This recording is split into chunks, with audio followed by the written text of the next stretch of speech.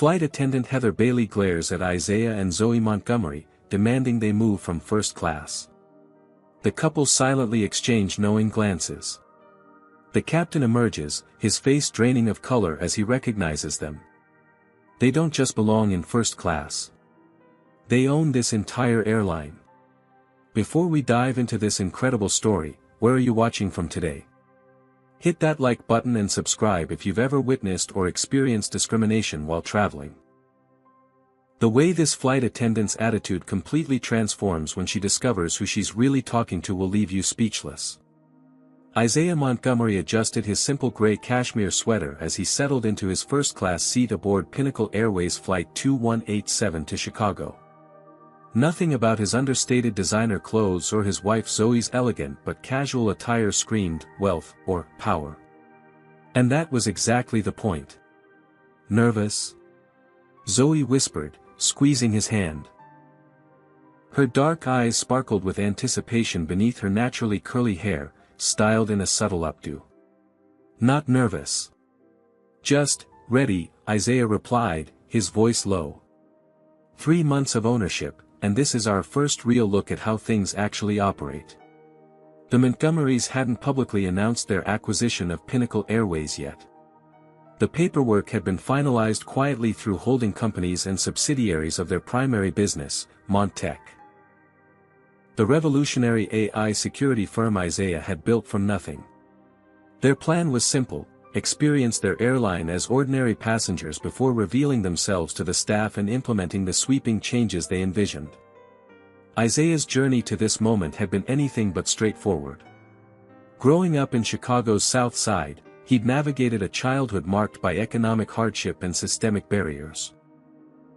His single mother, a hospital nurse working double shifts, had instilled in him an unshakable work ethic and a belief that education was his ticket to something better.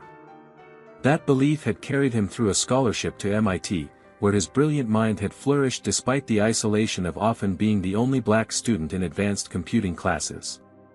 It was there, in his junior year, that he'd conceived the core algorithm that would eventually become Montech's foundation. An AI security system that could identify threats without the racial biases that plague traditional security software. Beside him, Zoe Montgomery was a force in her own right.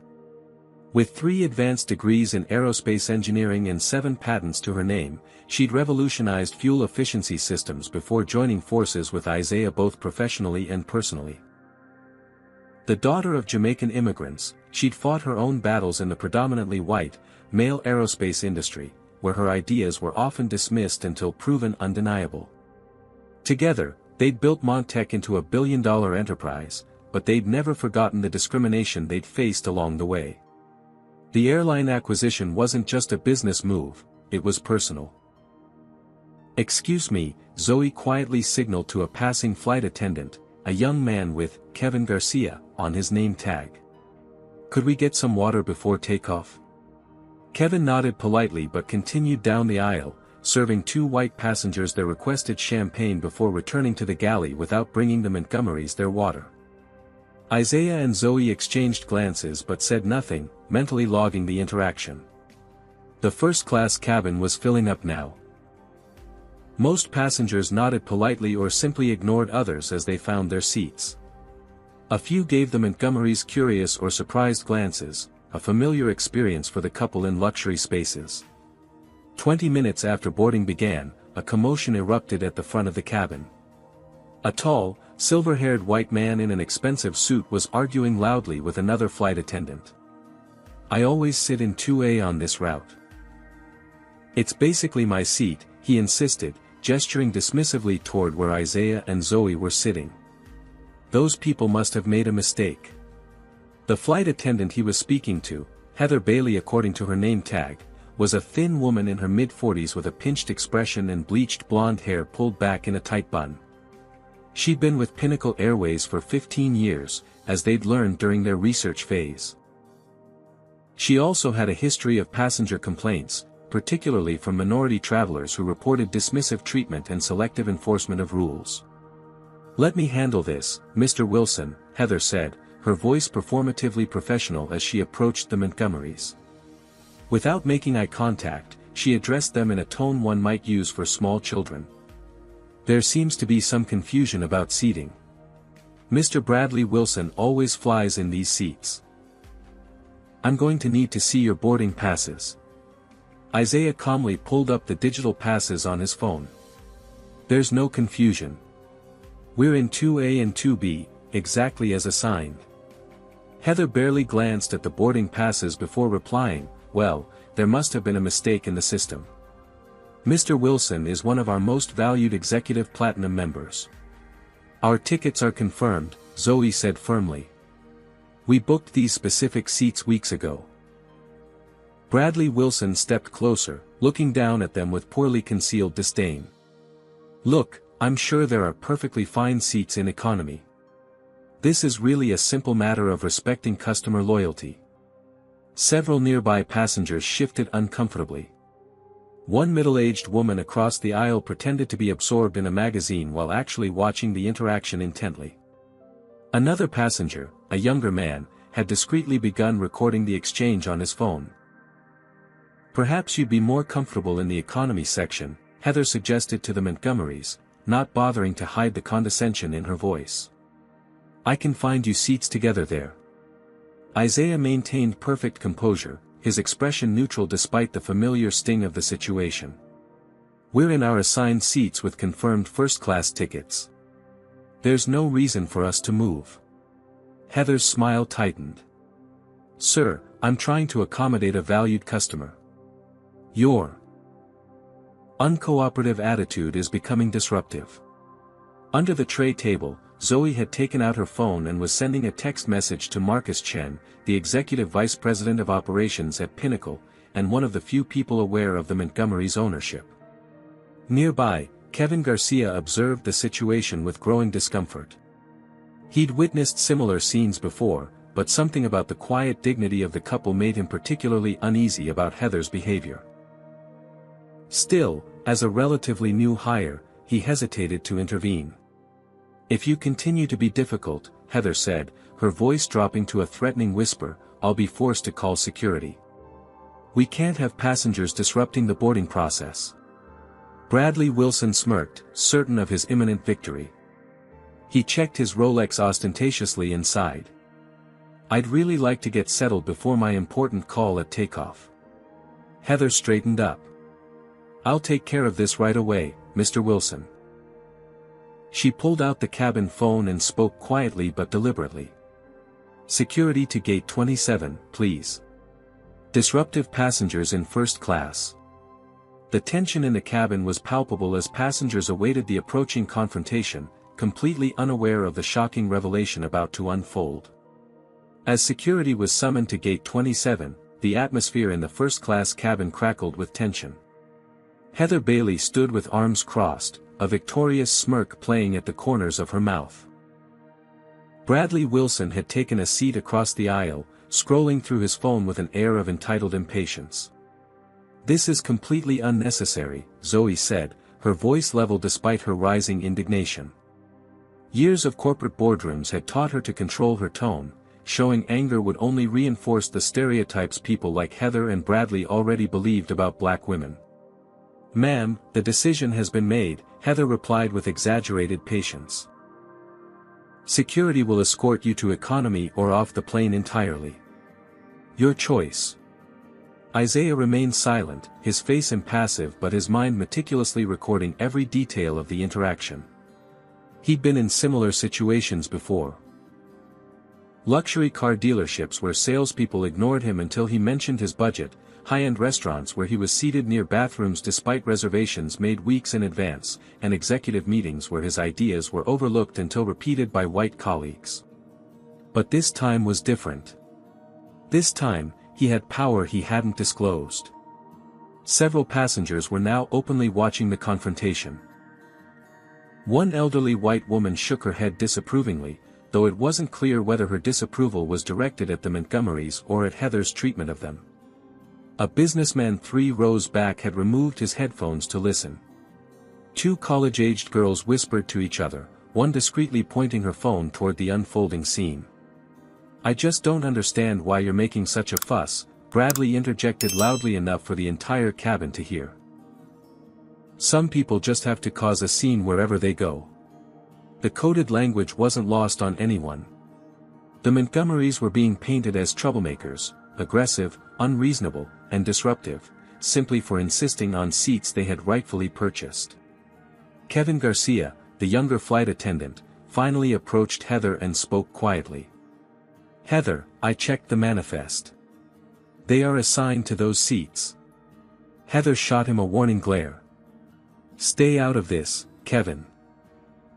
You don't understand how we handle these situations." "What situations exactly?" Zoe asked pointedly. Heather ignored the question, her attention drawn to the front of the plane where two airport security officers had appeared. She gestured them over with an imperious wave. As the security officers made their way down the aisle, passengers shifted in their seats. The confrontation was escalating beyond what most had expected for a simple seating dispute. "These are the passengers causing the disruption," Heather informed the officers, gesturing toward Isaiah and Zoe. "They've refused to comply with crew member instructions." The first security officer, whose name tag read Thomas Reynolds, was a tall black man with a military bearing. The second, a younger Hispanic woman named Diaz, stood slightly behind him. Officer Reynolds surveyed the situation, his trained eye taking in details others might miss. The Montgomerys' calm demeanor, the expensive watch partially visible under Isaiah's sleeve, Zoe's understated designer handbag. "What seems to be the problem here?" Reynolds asked, addressing the question to everyone involved rather than accepting Heather's framing. "These passengers are in Mr. Wilson's preferred seats and have refused to relocate despite," Heather began. "We have confirmed tickets for these exact seats," Isaiah interrupted calmly, showing his boarding pass. "The flight attendant is trying to move us to accommodate another passenger's preference, not because of any actual seating issue." Officer Reynolds examined the boarding pass on Isaiah's phone, then looked more closely at Isaiah himself. A flicker of recognition crossed his face. "Sir, aren't you Isaiah Montgomery? From Montec?" The question sent a visible jolt through Heather. She quickly looked back and forth between the security officer and Isaiah, her certainty suddenly wavering. Before Isaiah could respond, a new voice entered the conversation. "Excuse me, coming through." A sharply dressed Asian man in his 40s made his way down the aisle. Marcus Chen, Executive VP of Operations at Pinnacle Airways, had arrived in response to Zoe's text. "Mr. and Mrs. Montgomery," Marcus said with a respectful nod. "I apologize for the confusion. Is there a problem with your seating?" Bradley Wilson stood up abruptly. "Hold on. Who are you?" Marcus Chen, Executive Vice President of Operations for Pinnacle Airways, he replied without looking at Bradley. Mrs. Montgomery messaged about a situation developing on board. Heather's face had drained of color. "You know these passengers?" Marcus fixed her with a steady gaze. "Yes, Ms. Bailey.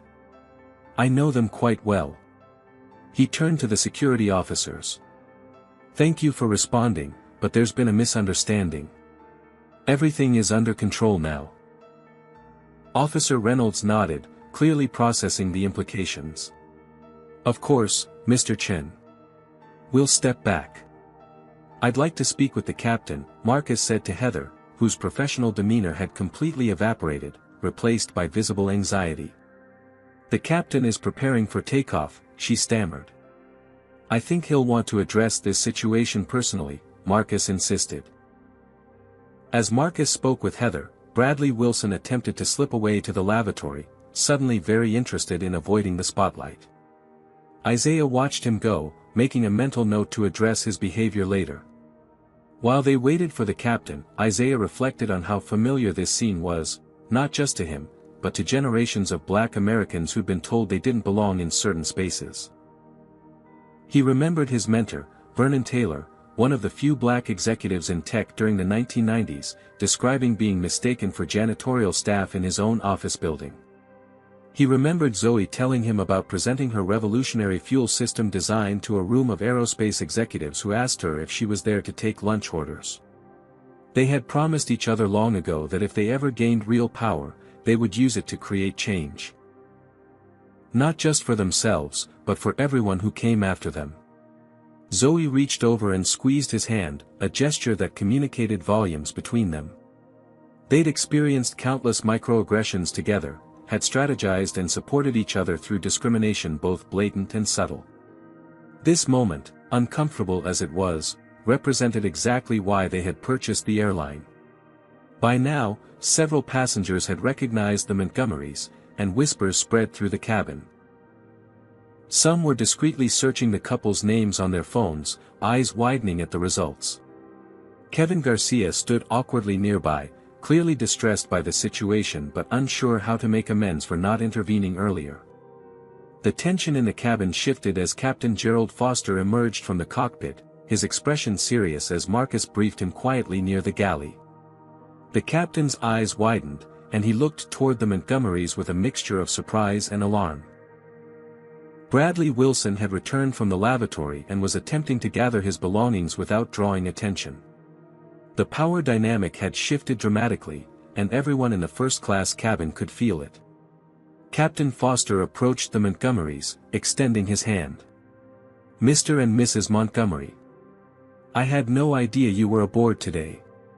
Welcome to Pinnacle Airways, or should I say, welcome to your airline."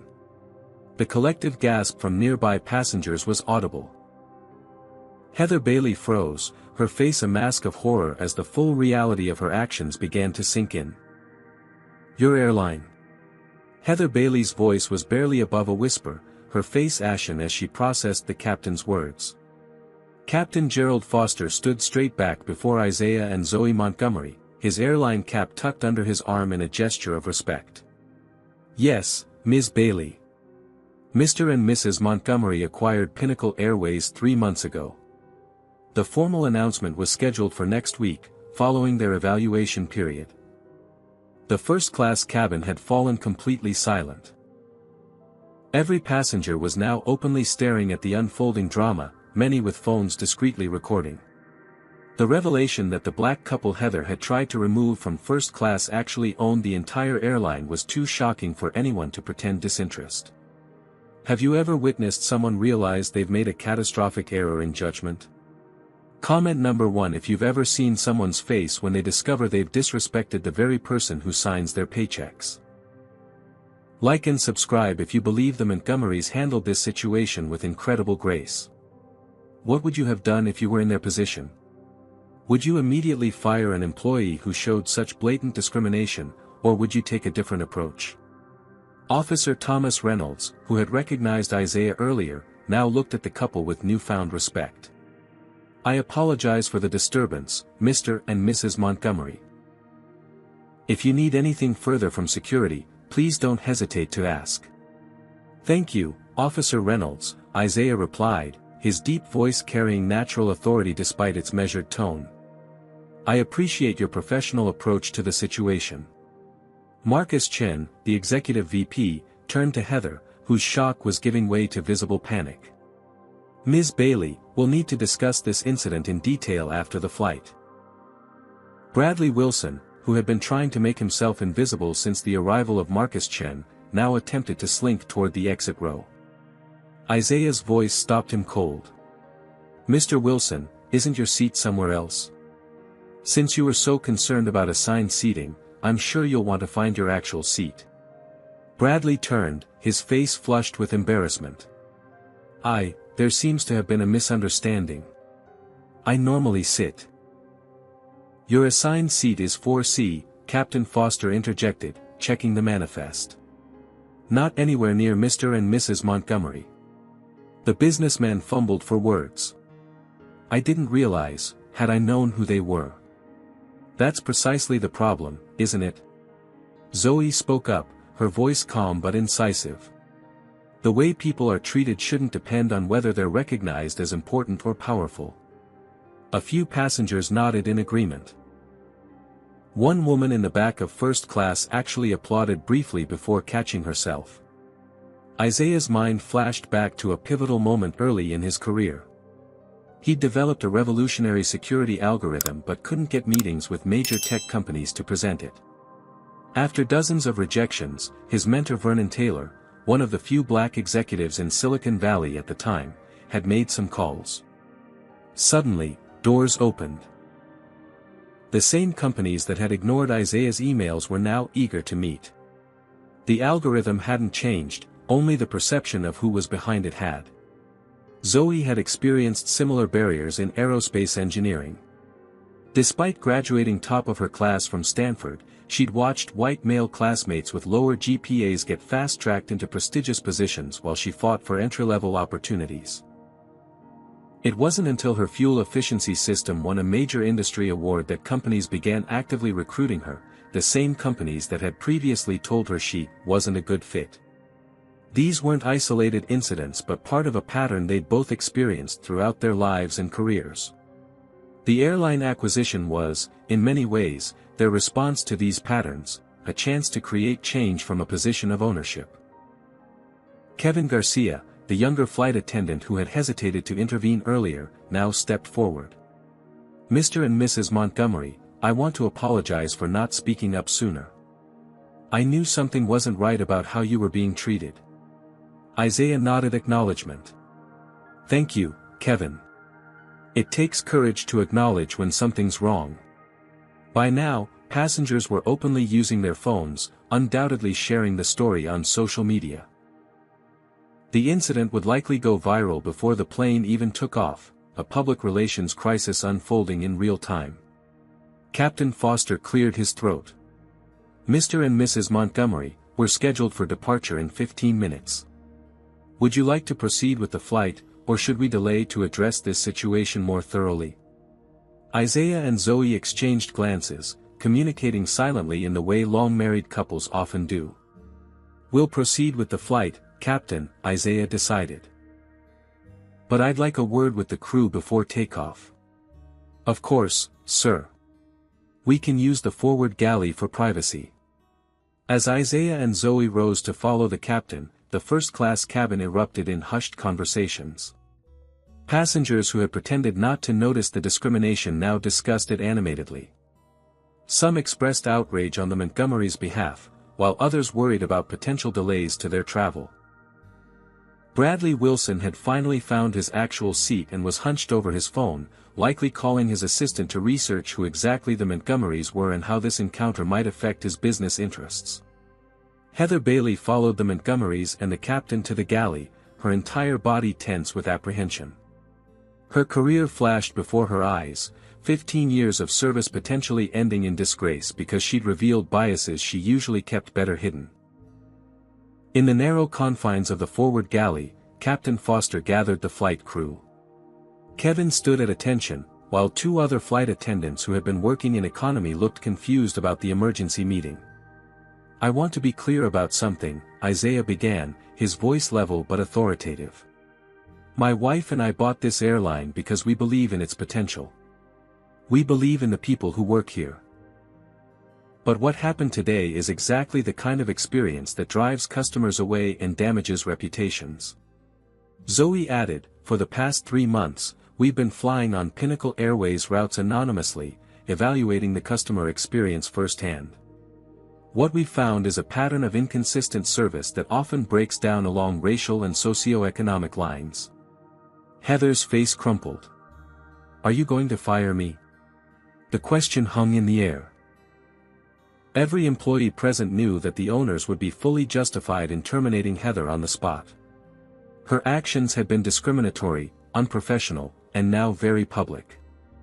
"That depends," Isaiah replied carefully, "on whether you're capable of understanding why your behavior today was problematic, and whether you're willing to be part of the solution rather than part of the problem." As the crew meeting continued, passengers speculated about what was happening. Some expected Heather to be escorted off the plane in disgrace. Others wondered if the flight would be cancelled entirely. What no one expected was what happened next, a decision that would transform not just this flight, but the entire company culture in ways no one could have anticipated. When Isaiah and Zoe Montgomery emerged from the galley conference with Captain Foster and the flight crew, the tension in the first-class cabin was palpable. Passengers who had been freely speculating about Heather Bailey's imminent firing fell silent, watching expectantly as the group returned. To everyone's surprise, Heather was still there, though her usual confident demeanor had vanished.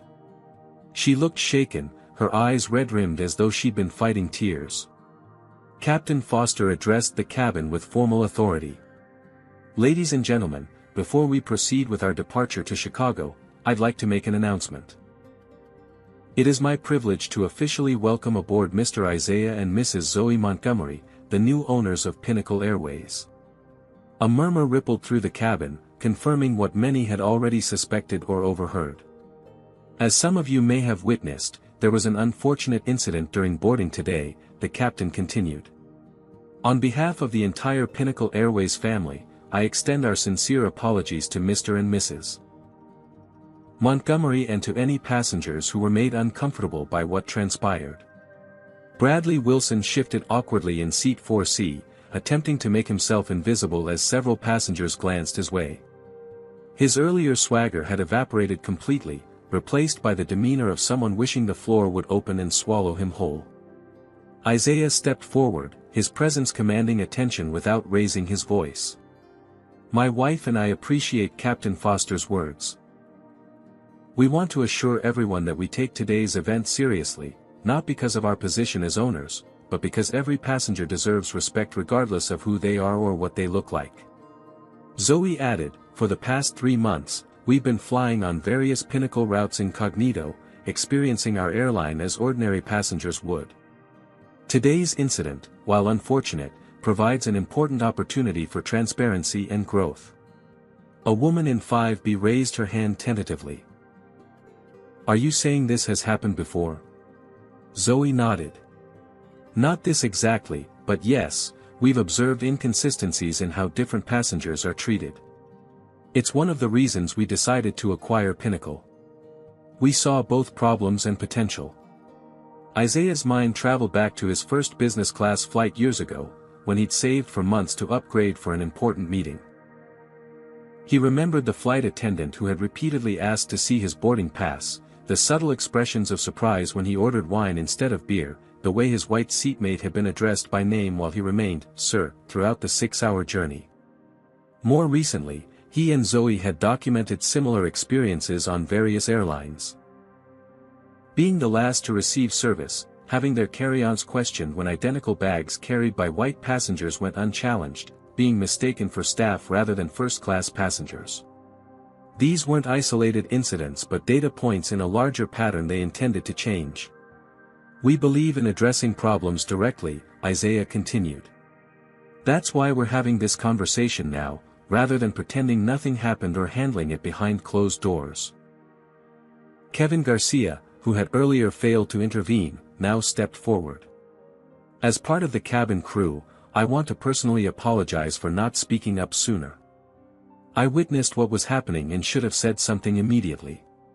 His public acknowledgement shifted the atmosphere in the cabin.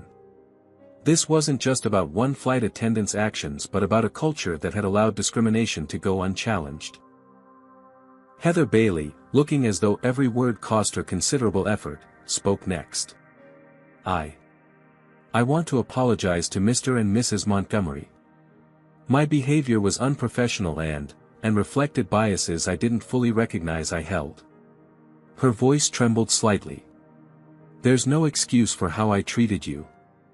The apology was clearly difficult for her, and while it didn't erase what had happened, the effort was noticeable. Isaiah nodded in acknowledgement, neither dismissing nor fully accepting the apology yet. Meanwhile, flight attendants in the economy section were fielding questions from curious passengers who had caught wind that something significant was happening up front. Social media was already buzzing with partial accounts of the incident, some accurate and others embellished.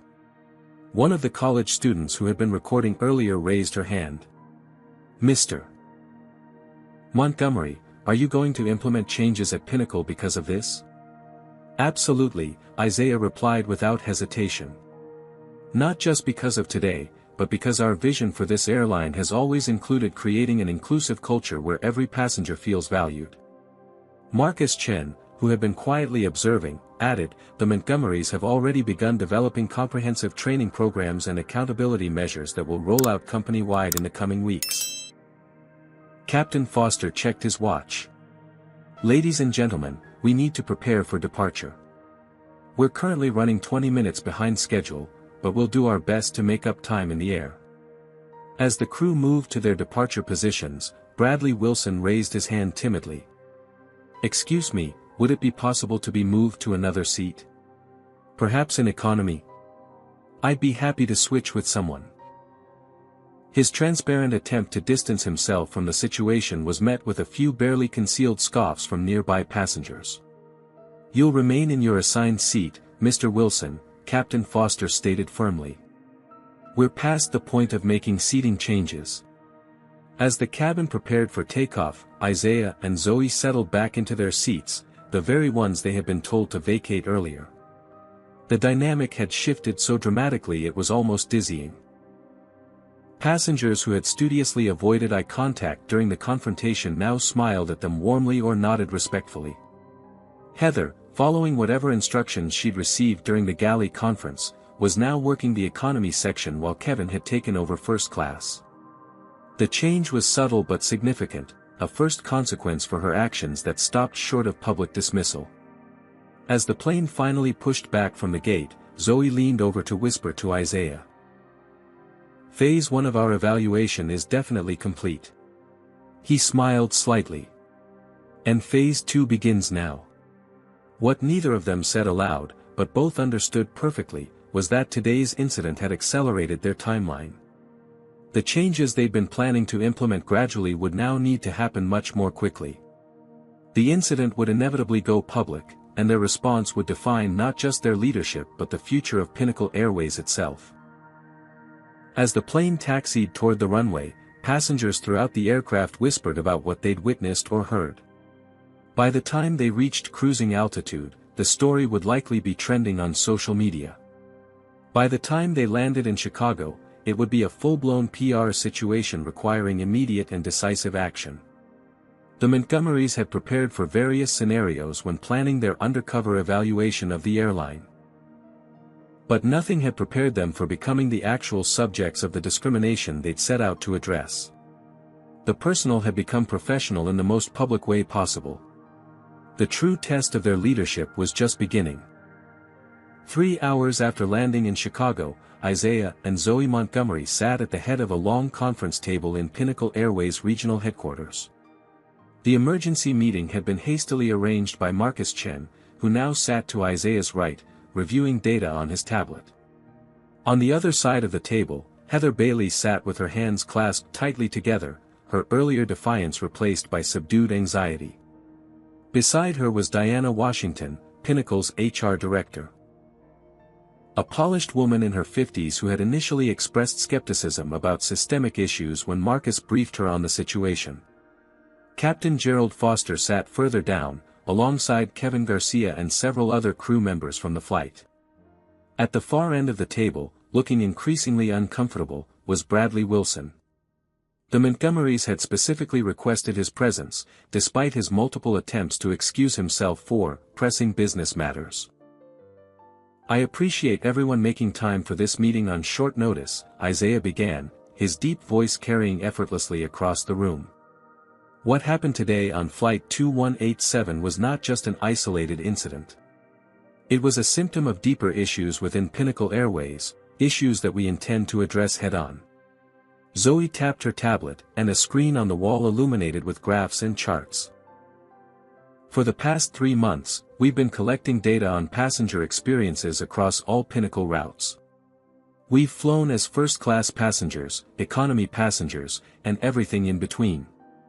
We've varied our attire, our traveling companions, and our behavior. The patterns we've found are concerning." The screen displayed a heat map of customer satisfaction scores broken down by demographic categories. The disparities were unmistakable. White passengers reported consistently higher satisfaction than passengers of color, even when controlling for cabin class and route. This doesn't necessarily mean discrimination, Diana Washington interjected, her tone professionally skeptical. There could be multiple factors influencing these satisfaction gaps. You're right that correlation doesn't prove causation, Zoe acknowledged.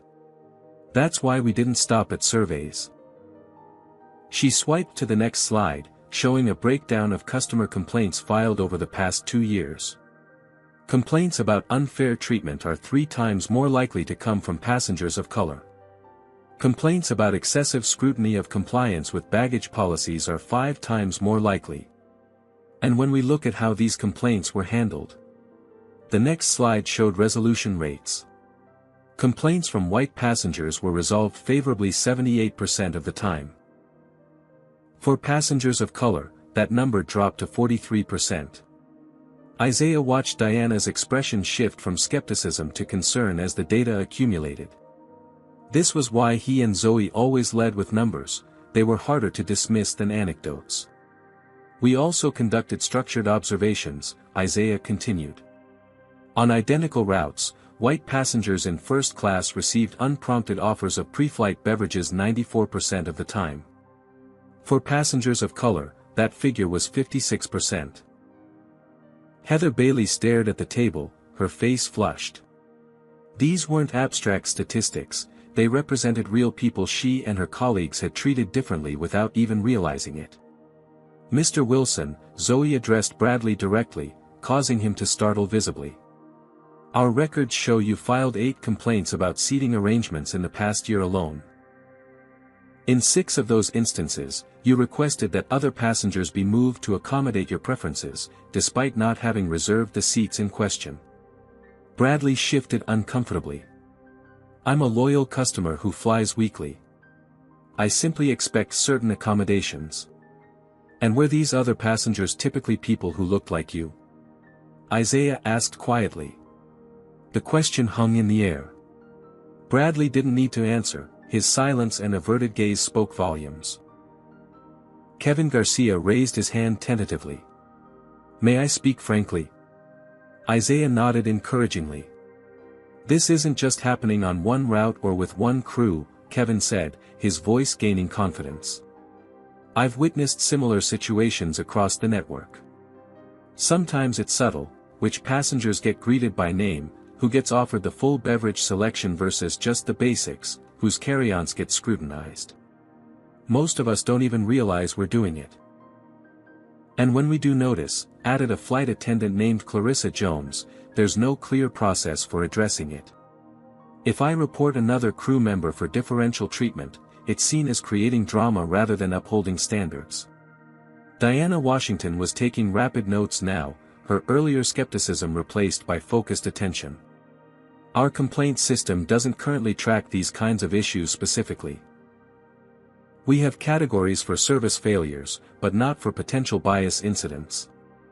Isaiah thought about his mentor, Vernon Taylor, who had faced similar challenges in the tech industry decades earlier. Vernon had described how isolation worked as a control mechanism, making each person of color feel like their negative experiences were individual problems rather than systemic patterns. Breaking that isolation through data and shared experiences had been key to Vernon's strategy for change.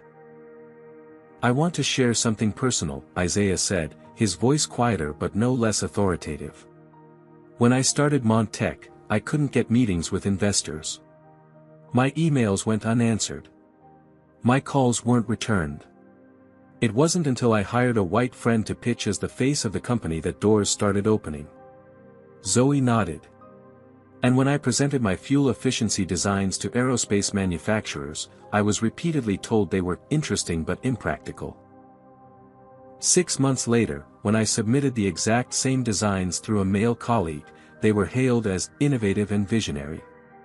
These experiences aren't unique to us, Isaiah continued. They reflect broader patterns that many people of color face daily. What makes Pinnacle Airways different isn't the existence of these patterns, it's what we choose to do about them now that they've been identified. Diana leaned forward. I've been with this company for 12 years. If these problems are as widespread as your data suggests, why haven't they been addressed before? Sometimes we don't see problems we're not looking for, Zoe replied. And sometimes people who try to raise these issues aren't heard. She pulled up another screen showing crew assignment patterns across the network. The data revealed subtle but consistent segregation.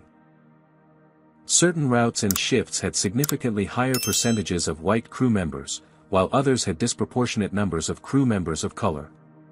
"I didn't do this," Diana protested, looking genuinely disturbed by the pattern. "No single person did," Isaiah agreed. "That's what makes systemic issues so challenging, and so important, to address. They exist beyond individual intentions." Captain Foster, who had been quietly observing, spoke up. "I've been flying for Pinnacle for 17 years. I've always prided myself on treating everyone with respect. But looking at this data, I have to acknowledge that I've sometimes turned a blind eye to problems I should have addressed." Heather Bailey finally looked up from the table. "Am I going to lose my job?" she asked directly, her voice strained but controlled. The question brought the room to silence. Everyone knew that her behavior on the flight would have justified immediate termination, especially given that the targets of her discrimination were literally the owners of the company. Isaiah considered her question carefully before responding. "Ms. Bailey, what happened today was unacceptable. It violated company policies, FAA regulations regarding passenger rights, and basic human decency." Heather nodded slightly, her expression resigned.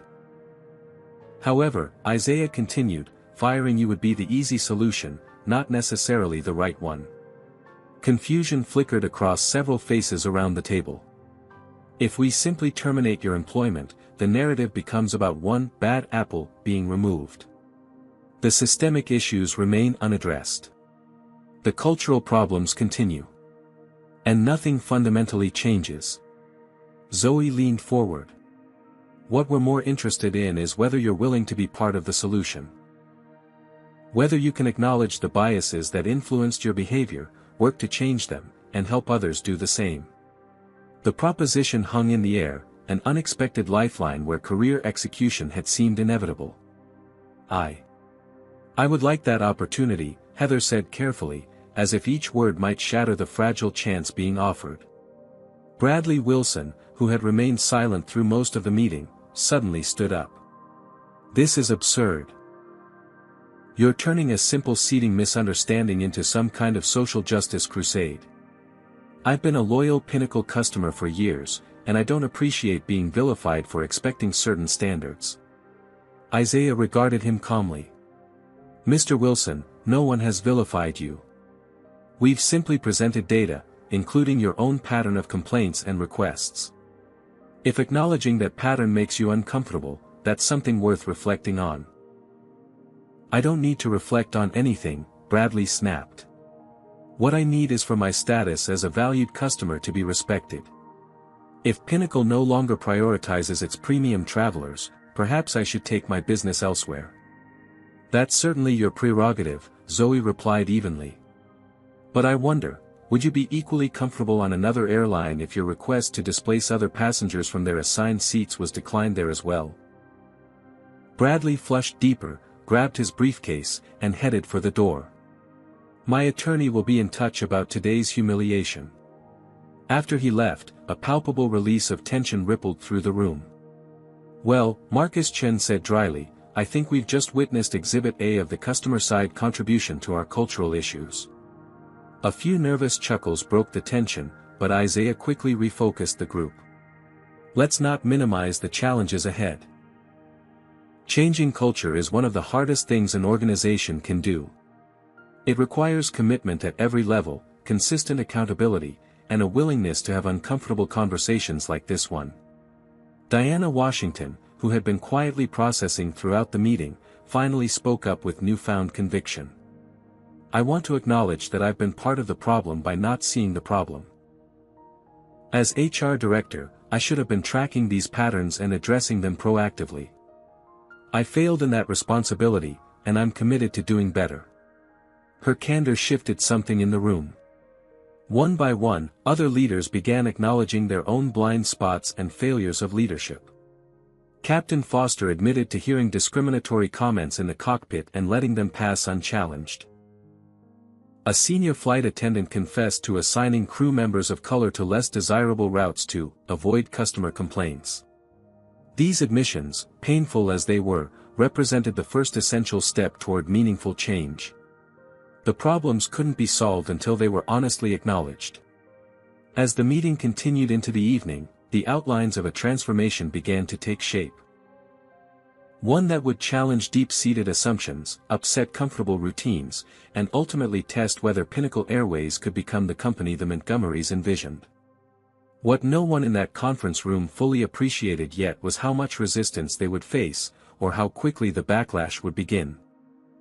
The morning after the emergency meeting, Isaiah Montgomery stood at the window of his Chicago hotel suite, watching the sunrise illuminate the city skyline. Behind him, Zoe was already reviewing documents on her tablet, preparing for the day ahead. "The social media response is exactly what we expected," she reported. "The video from the flight has gone viral, over 3 million views already. Most comments support our handling of the situation, but there's a vocal minority calling it an overreaction." Isaiah nodded, unsurprised. "And internally?" Marcus says there's significant anxiety among staff. Some are worried about a purge, others about being publicly shamed for past behavior. The unions have requested an urgent meeting. The couple had anticipated this turbulence. Transforming company culture was never painless, especially when the catalyst was as public and dramatic as their confrontation with Heather Bailey. "We need to move quickly with the training program rollout," Isaiah said, turning from the window. "Not just sensitivity training, but structural changes to how service quality is measured and rewarded. Have you ever faced resistance when trying to create positive change?" Comment number 1: If you've witnessed how organizations often protect the status quo, even when it's clearly flawed. Like and subscribe if you believe that transforming company culture requires more than just firing one person, it demands systemic change. What would you do if you suddenly had the power to transform a company from the inside out? Would you focus on punishing past offenders, or building a better future? 3 hours later, Isaiah and Zoe sat in Pinnacle's Chicago headquarters, facing a room full of airline executives. The tension was palpable. These were seasoned industry veterans being asked to acknowledge fundamental flaws in the company they'd built and managed. "The approach we're proposing has 3 components," Isaiah explained, standing beside a presentation screen. "First, a comprehensive audit of policies, procedures, and practices to identify where bias enters our systems. Second, revised metrics that measure equitable treatment alongside traditional service benchmarks.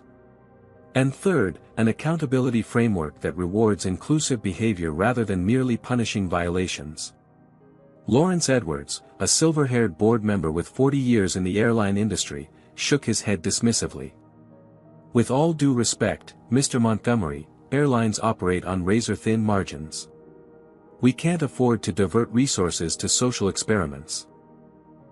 "This isn't a social experiment, Mr. Edwards," Zoe replied firmly.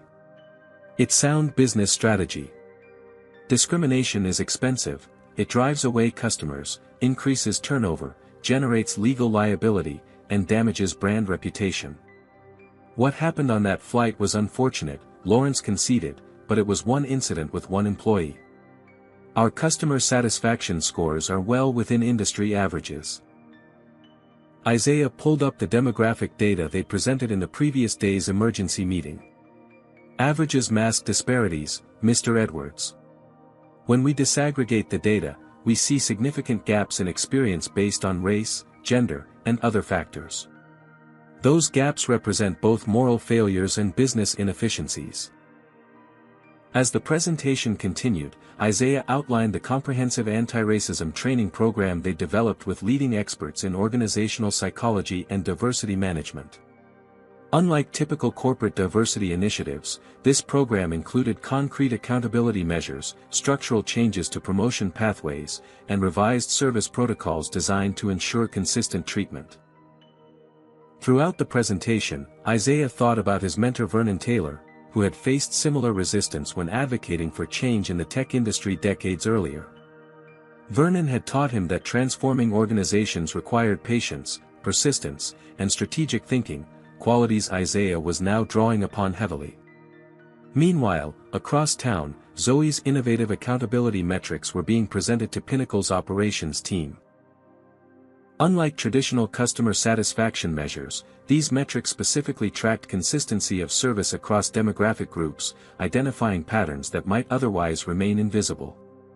The goal isn't to catch people doing something wrong, Marcus Chen explained to the operations team. It's to create systems where doing the right thing becomes the path of least resistance. Back at headquarters, the executive meeting had reached a critical juncture. Half the room seemed cautiously supportive of the Montgomery's vision, while the other half remained skeptical or openly resistant. "I still don't understand why we're not simply terminating Ms. Bailey and moving on," said Patricia Winters, the chief financial officer. "One decisive action would send a clear message without disrupting our entire operation." "Because this isn't about one person," Isaiah responded patiently. Ms. Bailey's actions reflected biases that exist throughout our organization, and throughout our industry. Firing her would create the illusion of resolution without addressing the underlying issues. "So instead, we reward bad behavior with special training?" Lawrence Edwards interjected sarcastically. "No," Zoe said firmly. "Ms. Bailey has received a formal reprimand and been placed on probationary status. But we're also giving her an opportunity to be part of the solution. To help us understand how these biases operate and how we can effectively address them." As the debate continued, Isaiah received a text message from Heather Bailey herself, requesting a private meeting. The request surprised him. He hadn't expected her to take such initiative so quickly. Meanwhile, across the city, Bradley Wilson was meeting with his attorney, Spencer Hammond, a sleek corporate lawyer known for aggressive tactics. "They humiliated me in front of other passengers," Bradley fumed. "They implied I'm racist because I expect certain accommodations as a frequent flyer." Spencer Hammond nodded sympathetically while calculating potential angles. "The discrimination allegation gives us leverage, but their response was measured enough to make a lawsuit challenging. What might be more effective is controlling the public narrative. Positioning you as a loyal customer unfairly vilified by new owners pushing a political agenda." "I want them to pay," Bradley insisted. "I've spent hundreds of thousands of dollars with Pinnacle over the years." "Oh, they'll pay," Spencer assured him. "One way or another." By late afternoon, Isaiah and Zoe met with Heather Bailey in a small conference room. The flight attendant looked different from the previous day, less defensive, more thoughtful, though still visibly anxious. "Thank you for meeting with me," she began. "I've been doing a lot of thinking since yesterday.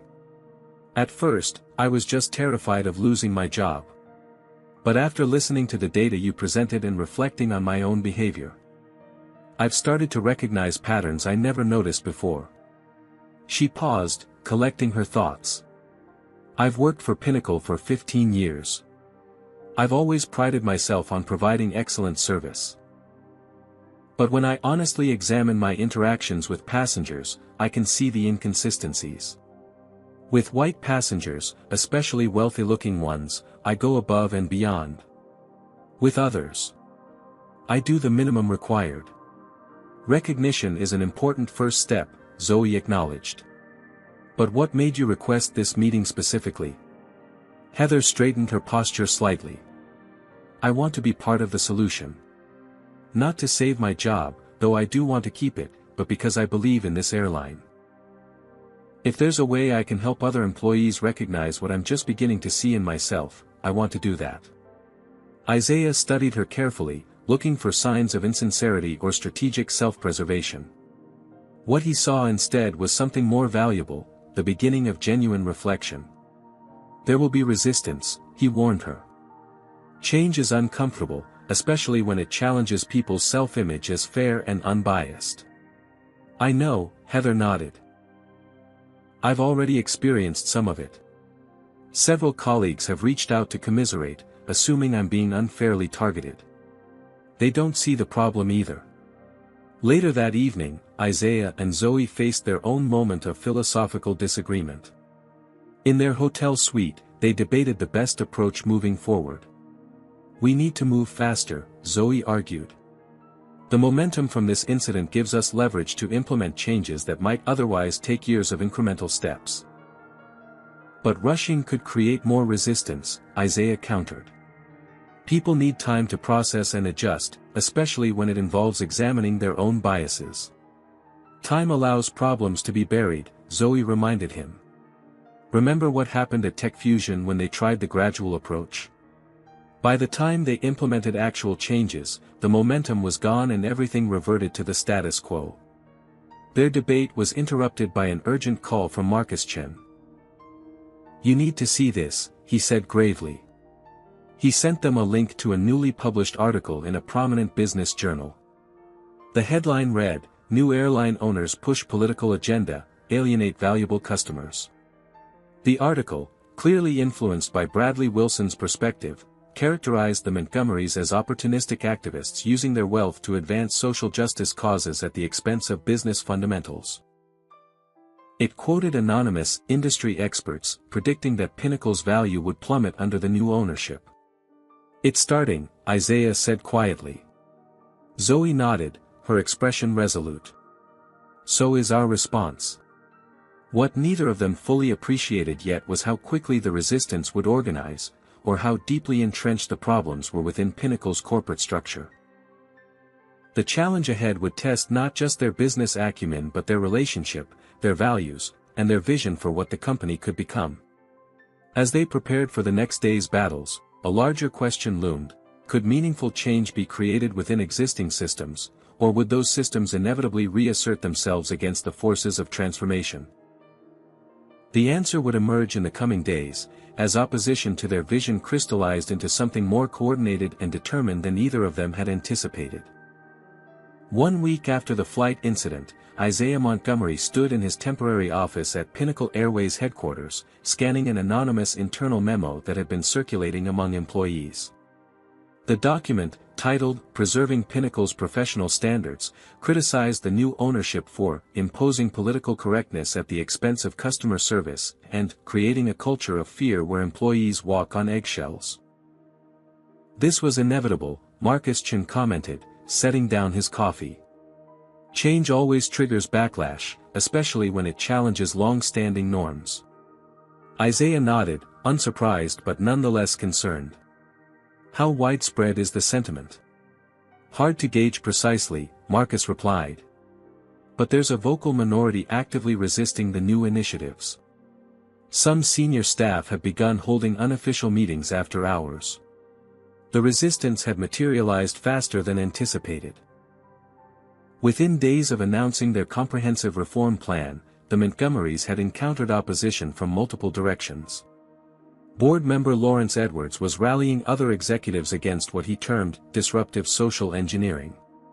Bradley Wilson and his attorney Spencer Hammond had launched a publicity campaign painting themselves as victims of reverse discrimination. And now, an internal faction was forming to undermine implementation of the new policies. Most troubling was how Heather Bailey had been repositioned in this emerging narrative. Rather than being seen as someone who had displayed clear bias, she was being portrayed by the resistance as a scapegoat, a dedicated employee unfairly targeted for enforcing standard protocols. Despite her own acknowledgement of problematic behavior, she was being unwittingly transformed into a symbol for those resisting change. "Heather called this morning," Marcus reported. "She's uncomfortable with how she's being characterized by both sides of this debate. Some colleagues are treating her like a martyr, while others see her as the face of the problem." Isaiah sighed. The human complexity of organizational change was always more challenging than the technical aspects. "We need to meet with her again. She could be a powerful ally if she's willing to speak authentically about her own journey." Across town, Zoe Montgomery was facing her own challenges. She had discovered disturbing patterns in crew assignments that suggested deliberate segregation, routes serving predominantly white, affluent communities were staffed almost exclusively by white crew members, while routes to more diverse destinations had disproportionately high numbers of crew members of color. "This can't be coincidental," she told Diana Washington, the HR director who had become an unexpected ally. "These patterns are too consistent across too many variables." Diana nodded grimly. "I've been reviewing historical staffing data. The segregation has actually increased over the past 5 years, corresponding with changes in the scheduling algorithm implemented under the previous leadership." "An algorithm can't be biased unless humans make it that way," Zoe noted, her engineering background informing her skepticism about neutral, technical solutions. Meanwhile, Kevin Garcia, the flight attendant who had hesitated to intervene during the original incident, had found his own voice. He had organized a support group for minority staff members, creating a space where they could share experiences and strategize solutions. What had begun as informal conversations was evolving into a structured advocacy group within the company. "For years, we've individually experienced these problems but had no collective voice," Kevin explained during a meeting with Isaiah. "Now people are finally speaking up because they believe something might actually change." Not everyone welcomed this new openness. That afternoon, Isaiah received word that several senior staff members were threatening to resign if the political agenda continued. One executive had explicitly stated that he didn't sign up to work for a social justice organization. The opposition was becoming more coordinated. Spencer Hammond, Bradley Wilson's attorney, had contacted other frequent flyers with histories of complaints against minority staff, encouraging them to share their concerns about declining service standards with the media. A social media campaign with the hashtag #BoycottPinnacle was gaining traction among conservatives who viewed the Montgomery's reforms as evidence of woke capitalism. "They're trying to make this about politics rather than professionalism," Zoe observed during their evening strategy session. "It's a deliberate tactic to undermine the business case for change." Isaiah nodded. "And it's working with some stakeholders. Lawrence Edwards has been meeting privately with board members, arguing that our approach will alienate valuable customers and damage shareholder value." The most troubling development came the following morning, when Zoe received a tip from an administrative assistant about a secret executive meeting planned for that afternoon. The meeting, deliberately scheduled when the Montgomerys would be in external meetings, was intended to discuss strategies for moderating the ownership's reform agenda. "They're plotting to dilute our initiatives," Zoe realized. "They'll outwardly agree while finding ways to maintain the status quo." Making a quick decision, Zoe rearranged her schedule and attended the meeting, arriving just as it began. The expressions of shock when she walked into the conference room would have been comical under different circumstances. "Please, don't let me interrupt," she said calmly, taking a seat at the table. "I'm very interested in hearing strategies for implementing our reform agenda more effectively." Lawrence Edwards recovered quickly. "Mrs. Montgomery, this was simply a preliminary discussion about operational impacts. We were going to brief you and Mr. Montgomery once we had a clearer picture." "How considerate," Zoe replied, activating the recording app on her phone without drawing attention to it. "Please, continue with the agenda as planned." The discomfort in the room was palpable, but with Zoe present, the executives had little choice but to proceed with a sanitized version of their discussion. Even this watered-down conversation, however, revealed troubling attitudes and resistance strategies that might otherwise have remained hidden. Later that evening, when Zoe played the recording for Isaiah, his expression darkened. "They're not just disagreeing with our approach. They're actively working to undermine it while presenting a cooperative face." "Listen to this part," Zoe said, forwarding to a specific timestamp. Lawrence Edwards' voice emerged clearly from the recording. "The key is to appear supportive while building in enough procedural hurdles that the more radical elements never get implemented. If we can delay the major changes for a few quarters, the Montgomerys will likely move on to other priorities. This is just the enthusiasm of new ownership, it always fades once they confront operational realities." The recording confirmed what they had suspected but couldn't previously prove. a coordinated effort to resist meaningful change while maintaining plausible deniability. As the week progressed, the challenges multiplied. The media coverage, initially supportive of the Montgomerys' response to discrimination, had become more mixed as the narrative shifted toward business impacts and employee concerns. Financial analysts were raising questions about whether the new ownership was prioritizing social issues over profitability. Even some allies were beginning to question whether the pace of change was too aggressive. For Isaiah, the situation triggered painful memories of earlier career obstacles. He recalled losing a major contract early in Monteca's history when a potential client expressed concerns about a cultural fit, a thinly veiled reference to his race.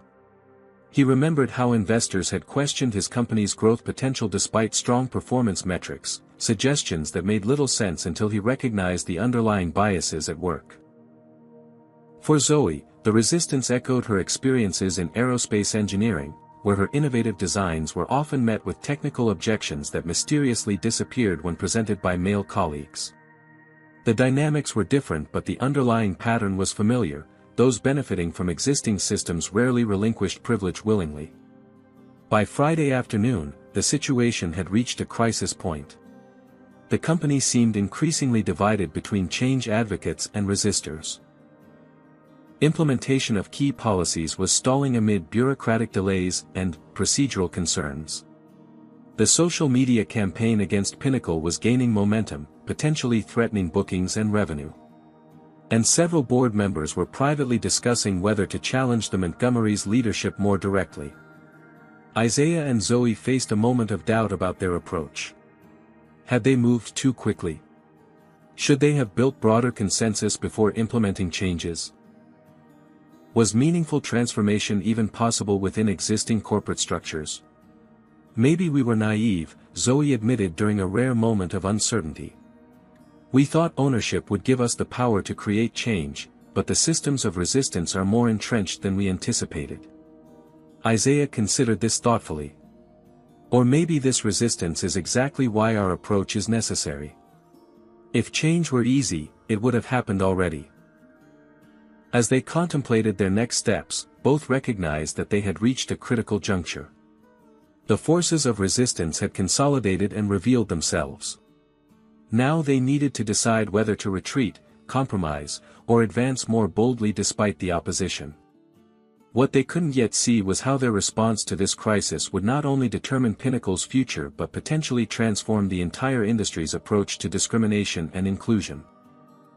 3 days after discovering the executive resistance plot, Isaiah Montgomery stood before a packed auditorium at Pinnacle Airways headquarters. Every seat was filled, flight attendants in uniform, pilots with captain's stripes, baggage handlers still in their high-visibility vests, corporate staff in business attire.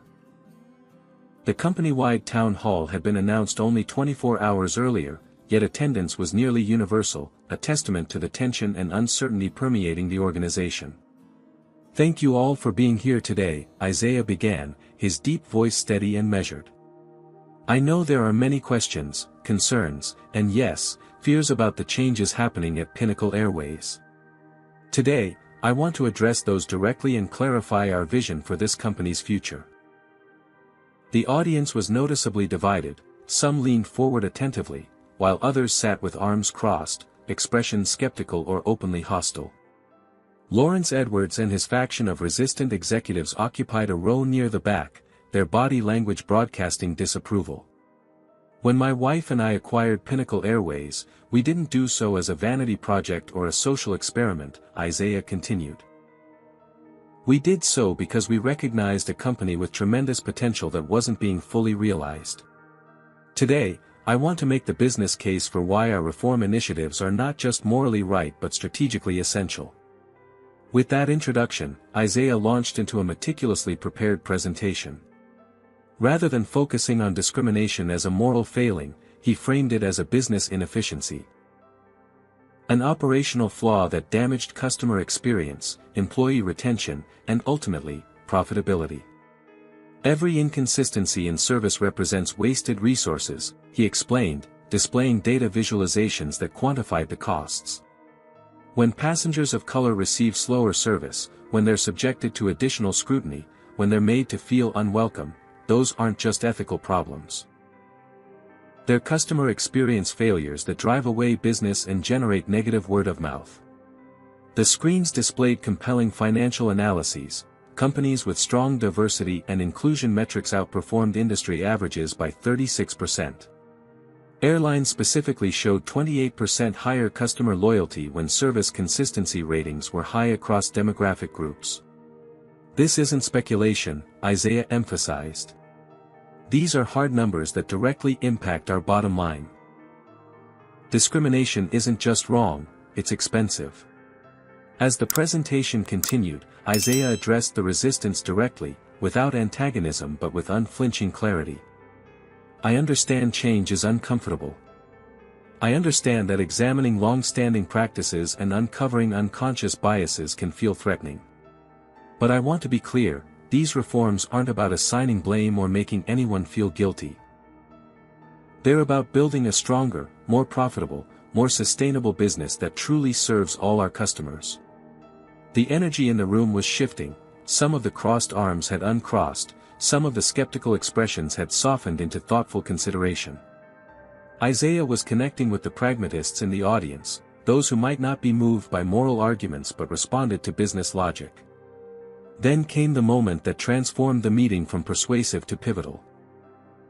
Zoe Montgomery stepped forward, tablet in hand. Before we proceed further, there's something important that needs to be addressed, she began.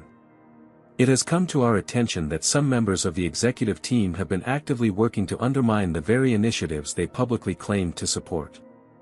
A ripple of murmurs spread through the audience. Lawrence Edwards shifted uncomfortably in his seat.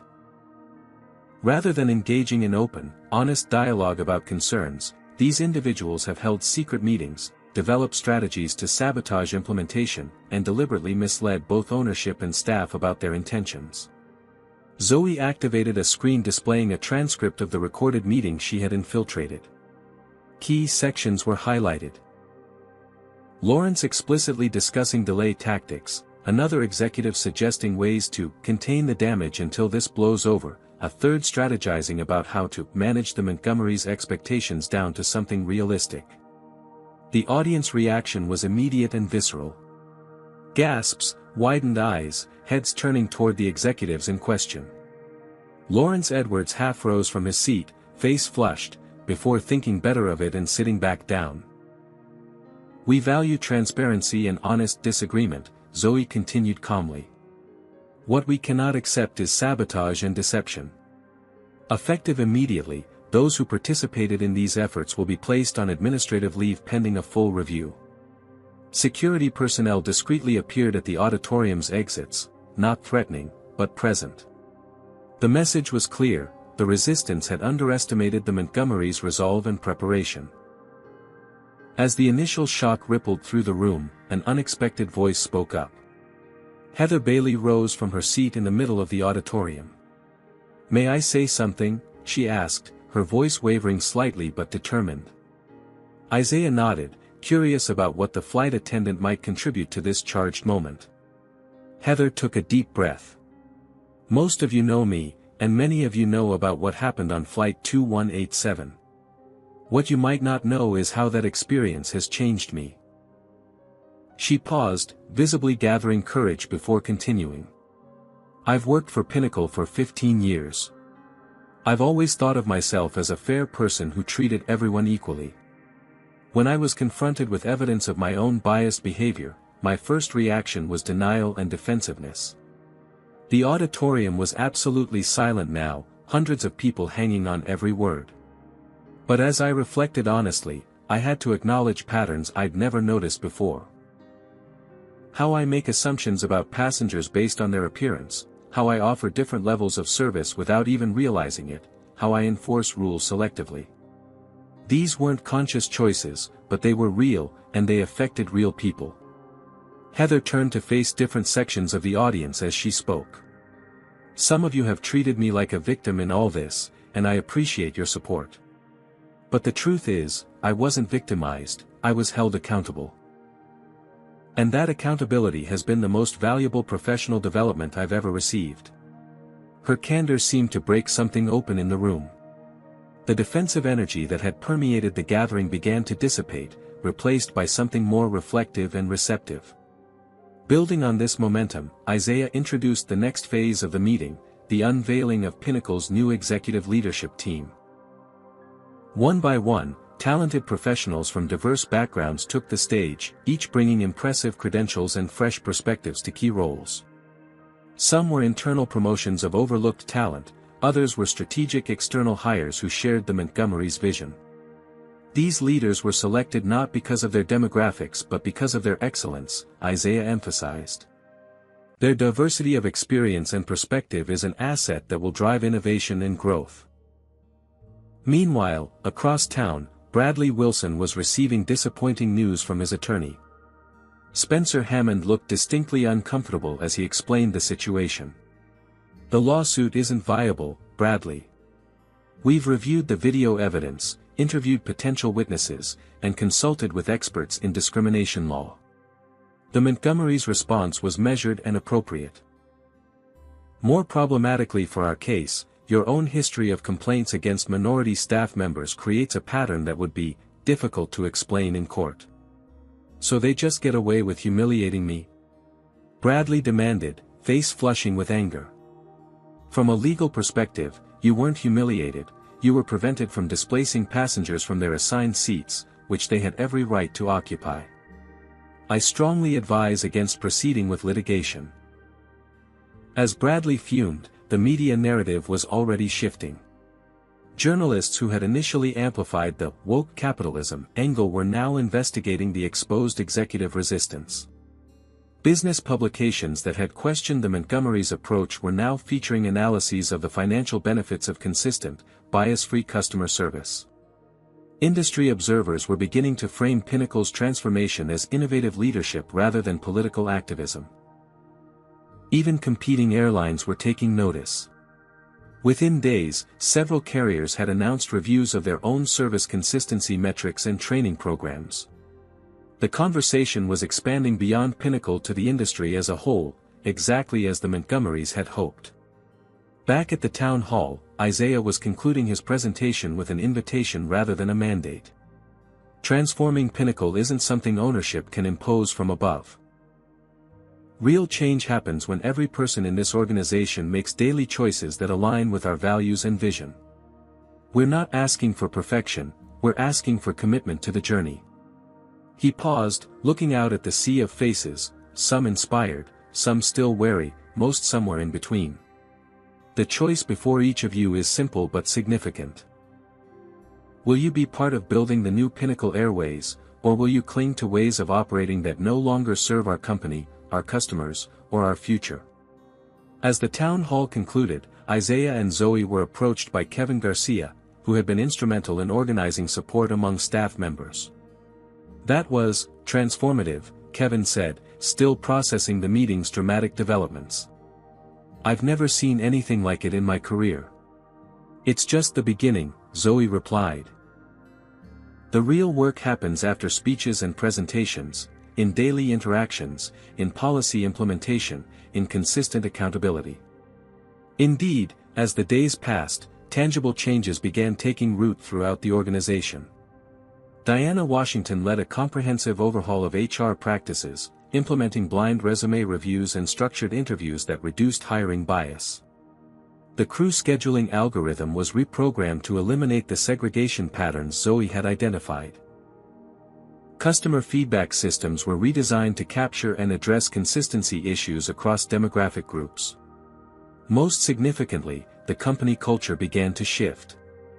With the most resistant executives removed and clear support from ownership, employees who had previously stayed silent about discrimination began speaking up. Constructive conversations replaced defensive reactions. Learning replaced denial. 6 weeks after the town hall, financial reports showed an unexpected development. Despite the controversy and social media campaign, Pinnacle's bookings had increased by 12%. Customer satisfaction scores were trending upward across all demographic categories. Employee retention had improved, particularly among staff of color who had previously left at higher rates. What had begun as a crisis sparked by one discriminatory incident was evolving into a case study in transformative leadership, proof that addressing bias wasn't just ethically sound but strategically smart. For Isaiah and Zoe Montgomery, the early results were encouraging but not surprising. They had always believed that excellence and equity were complementary rather than competing values. Now they were demonstrating that principle in one of the most challenging corporate environments possible. As they prepared for the next phase of Pinnacle's transformation, they reflected on a wedding vow they had made to each other years earlier. A promise to use whatever success they achieved to create opportunities for others. That private commitment was now manifesting on a scale neither could have imagined when they first exchanged those words.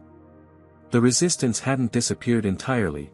Change never proceeds without opposition, but its power had diminished significantly.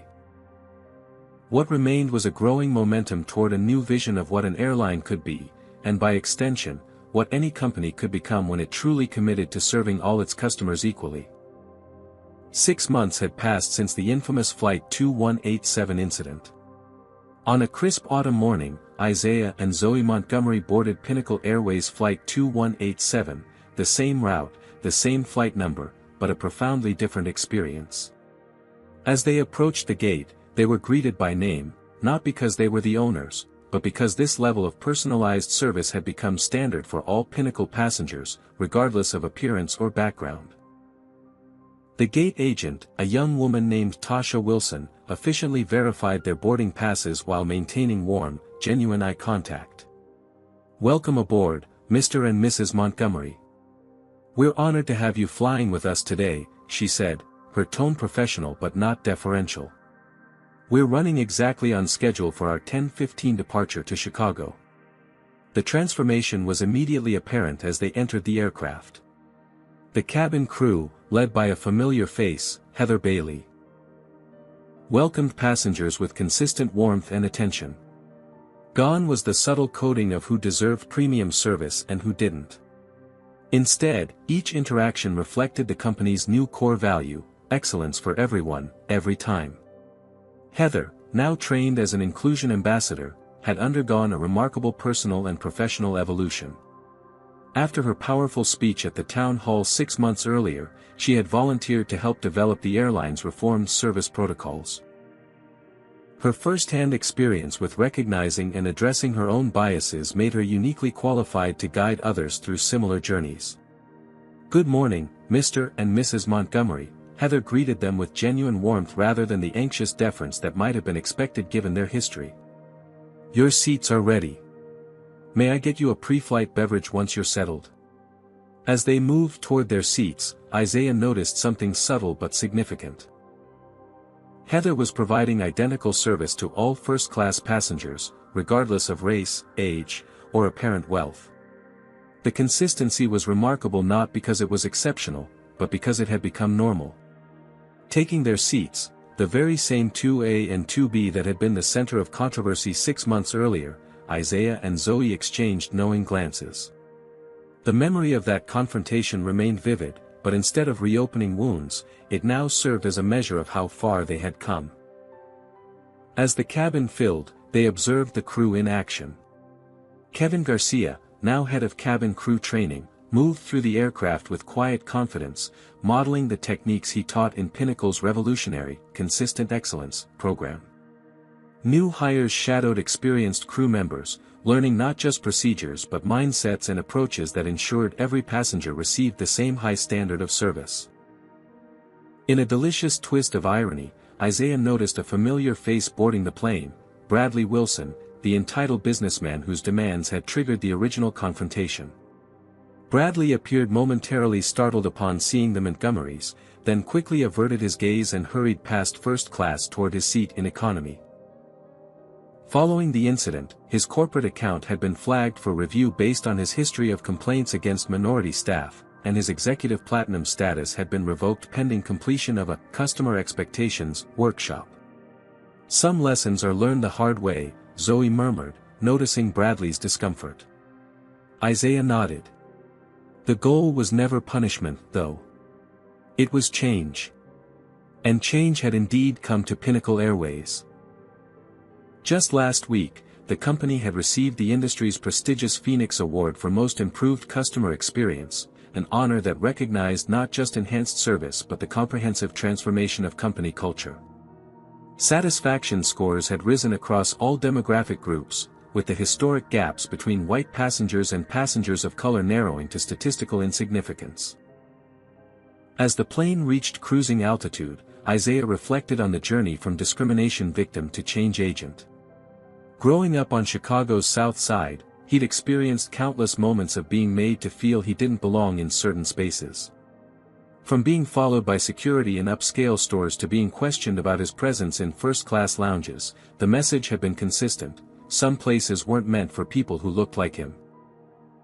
Now, as owner of an airline, he'd had the power to challenge those unspoken rules, not just for himself, but for everyone who came after him. The thought brought a quiet satisfaction deeper than any business success he'd previously achieved. Meanwhile, Zoe's aerospace expertise had found unexpected application in the airline's operations. Her mentorship program for minority aerospace students had become a pipeline for diverse talent into Pinnacle's technical operations. Young engineers who might otherwise have been overlooked were now bringing fresh perspectives to aircraft maintenance, fuel efficiency, and flight operations. "Excuse me," a hesitant voice interrupted Isaiah's reflections. He looked up to see an elderly black woman standing in the aisle beside their row. "Are you the Montgomerys? The ones who bought this airline?" "Yes, we are," Zoe confirmed with a warm smile. "Can we help you with something?" The woman, who introduced herself as Eleanor Thompson, was in her 80s. Her eyes glistened as she spoke. "I've been flying since the 1960s. For most of my life, I was made to feel unwelcome on planes, seated near lavatories regardless of my ticket, watched suspiciously by flight attendants, questioned about my first-class tickets as if they must be mistakes. Today was the first time in all my years of travel that I truly felt respected from the moment I stepped on board." She reached out her weathered hand to grasp Isaiah's. "I just wanted to thank you. What you've done here matters more than you know." The encounter left Isaiah momentarily speechless. It brought to mind his first flight as a child, a trip to visit relatives in Atlanta where he'd observed his mother being treated dismissively by the cabin crew despite her careful preparation and meticulous adherence to all rules. That memory had stayed with him through decades of success, a reminder of injustices still unaddressed. As Eleanor returned to her seat, Diana Washington approached from the front of the cabin. Once skeptical of systemic issues, the HR director now led an industry task force on inclusive practices, sharing Pinnacle's transformation model with other airlines and transportation companies. "The quarterly diversity metrics just came in," Diana reported quietly, sliding into the empty seat across the aisle for a brief conversation. "Passenger satisfaction is up 32% overall, with the gap between demographic groups now less than 3%, within the margin of error. Employee retention has improved 47%, and applications from qualified candidates of color have tripled." "Those are encouraging numbers," Isaiah acknowledged. "But the stories like Mrs. Thompson's tell us more than statistics ever could." As the flight continued, other passengers occasionally approached to express appreciation or share their own experiences. What struck Isaiah most was how the transformation had benefited everyone, not just those who had previously experienced discrimination. White passengers commented on the improved consistency and professionalism, business travelers noted enhanced efficiency, families appreciated the more welcoming atmosphere. Excellence, when truly universal, lifted all experiences. Near the end of the flight, Captain Foster's voice came over the intercom. "Ladies and gentlemen, we're beginning our initial descent into Chicago O'Hare. On behalf of the entire Pinnacle Airways team, I want to thank you for flying with us today." After the standard announcements, he added something personal. "Today's flight is special for our airline. Exactly 6 months ago, an incident on this very route became the catalyst for profound change throughout our company. That change hasn't always been easy, but it has made us better, as professionals and as people. We're grateful to our owners, Isaiah and Zoe Montgomery, for challenging us to become the airline you experience today. The announcement was met with spontaneous applause throughout the cabin. Even Bradley Wilson, still nursing his wounded pride in economy, offered reluctant acknowledgement with a slight nod when a nearby passenger commented on the improvements. As the plane touched down in Chicago, Isaiah and Zoe exchanged a look that communicated volumes without words. The transformation of Pinnacle Airways represented something larger than corporate change. It demonstrated how power, when used purposefully, could create ripples of improvement far beyond its immediate application. "We did it," Zoe said simply as they taxied toward the gate. "We started it," Isaiah corrected with a smile. "This is just the beginning." And he was right. The changes at Pinnacle were already inspiring similar transformations at other airlines and in other industries. Companies that had dismissed diversity initiatives as peripheral were now studying the Pinnacle model as a blueprint for operational excellence. The business case for equity was becoming impossible to ignore. As they prepared to disembark, Heather Bailey approached one final time. "Mr. and Mrs. Montgomery, thank you for flying with Pinnacle Airways today." Her words were the standard script, but her eyes conveyed a deeper message: gratitude for the second chance, for the opportunity to be part of meaningful change rather than an example of what went wrong. Isaiah nodded in acknowledgement. "Thank you, Heather. It was an excellent flight." As they walked through the terminal, Zoe reflected on a quote that had guided much of their work: "Transformation requires courage from unexpected places." The courage had come from many sources, from Heather confronting her biases, from Kevin finding his voice, from Diana questioning her assumptions, from employees at all levels choosing change over comfort. The true victory wasn't just in the improved metrics or industry recognition, but in those countless individual choices to do better, to see more clearly, to create space for everyone to belong. That was the transformation that mattered most, the one that would endure long after this particular story faded from public memory. What would you do if you suddenly found yourself in a position of power? Would you use it to address systemic problems, even when doing so brings resistance and criticism? Have you ever witnessed discrimination transform into understanding through honest conversation and accountability? Comment below with your thoughts, like this video if you believe in creating spaces where everyone is treated with equal respect, subscribe for more stories of justice and transformation, and share this with someone who needs to understand that change is possible when people are brave enough to create it. Thank you for watching this story of how one confrontation on an airplane became the catalyst for company-wide transformation. Remember that change often begins in unexpected moments, and any one of us might be the person who makes it happen. This story reminds us that true transformation requires more than just removing one bad apple. It demands addressing the underlying systems that allow discrimination to thrive. The Montgomerys could have simply fired Heather and moved on, but they recognized that lasting change comes from confronting uncomfortable truths and creating new structures that promote equity. Power, when wielded with wisdom, can break cycles of injustice that have persisted for generations. Isaiah and Zoe used their position not for retribution but for reformation, understanding that punishing individuals without changing systems only perpetuates the problem in different forms. Perhaps most importantly, this story shows that addressing discrimination isn't just morally right, it's good business. By ensuring consistent excellence for all customers, Pinnacle Airways improved satisfaction, increased loyalty, and enhanced their reputation. The business case for equity is compelling when measured in dollars and cents, not just in principles and values.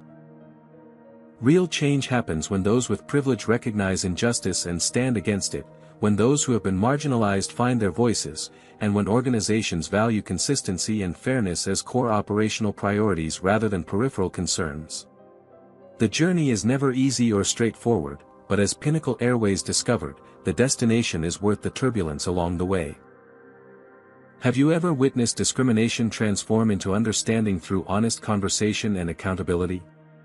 Or have you been in a situation where speaking up could have made a difference? Your experiences matter in this important conversation. Comment below with your thoughts on how you would handle discrimination if you witnessed it. Would you have the courage to speak up like Kevin eventually did, or would you remain silent? Like this video if you believe in creating spaces where everyone is treated with equal respect and dignity. Subscribe for more powerful stories about standing up against injustice and creating positive change in the world around us. Share this with someone who needs to understand that transformation is possible, whether they're in a position of power who can create change, or someone experiencing discrimination who needs hope that things can improve. Thank you for being part of this conversation. Remember, every small action against discrimination creates ripples that can eventually become waves of change.